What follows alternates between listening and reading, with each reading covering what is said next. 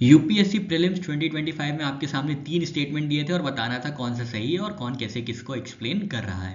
Statement 1 में बताया गया था जो पेरिस एग्रीमेंट है उसका आर्टिकल 6 जो है वो फ्रीक्वेंटली डिस्कस किया जा रहा है for sustainable development and climate change. फिर स्टेटमेंट 2 में दिया गया था आर्टिकल 6 जो है पेरिस एग्रीमेंट का वो क्या करता है, वो प्रिंसिपल ऑफ कार्बन मार्केट्स को बताता है। कार्बन मार्केट्स के जो भी प्रिंसिपल होंगे, कार्बन मार्केट्स में जो भी डीलिंग होगी, ये बताया गया है आर्टिकल 6 ऑफ पेरिस एग्रीमेंट में। ये बताया गया था स्टेटमेंट 2 में। स्टेटमेंट 3 में बताया गया है कि आर्टिकल 6 है जो पेरिस एग्रीमेंट का क्लाइमेट चेंज में वो प्रमोट करना चाहता है inter country non market strategies climate targets को अचीव करने के लिए। अब इसमें जो सही आंसर है वो ये है, स्टेटमेंट 2 और स्टेटमेंट 3 बिल्कुल सही है। दोनों स्टेटमेंट 2 स्टेटमेंट 3 बिल्कुल सही है और दोनों ही स्टेटमेंट 1 को एक्सप्लेन कर रहे हैं। ठीक है, अब हम यहां देखेंगे कि क्या क्या नुआंसेस हैं आर्टिकल 6 को लेके जो कि पेरिस एग्रीमेंट से इन्वॉल्व है।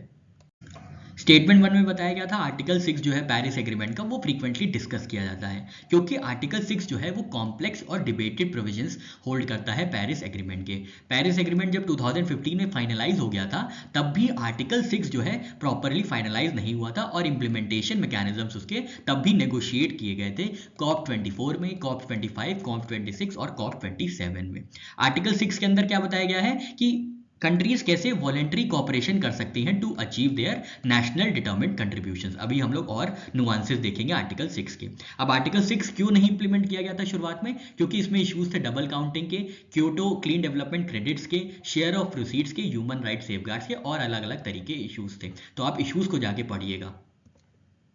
स्टेटमेंट 2 में बताया गया था आर्टिकल 6 जो है पेरिस एग्रीमेंट का, यहाँ पे कार्बन मार्केट्स के बारे में बताया गया है, तो बिल्कुल सही है। आर्टिकल 6.2 जो है ये बताता है cooperative approaches for internationally transferred mitigation outcomes जिसको कंट्रीज यूज करके अपने एनडीसी टारगेट्स को अचीव कर सकती हैं। उसी के बाद आर्टिकल 6.4 में बताया गया है UNFCCC supervised sustainable development mechanism के बारे में। ये जो मैकेनिज्म है ये सिमिलर है क्लीन डेवलपमेंट मैकेनिज्म के जो कि क्योटो प्रोटोकॉल में जिसको लाया गया था। तो आर्टिकल 6 जो है ये लीगल और प्रोसीजरल फ्रेमवर्क को स्टैब्लिश करता है और आर्टिकल स्टेटमेंट 1 को अच्छे से ये एक्सप्लेन करता है कि आर्टिकल 6 क्यों इतना डिबेटेड रहा है।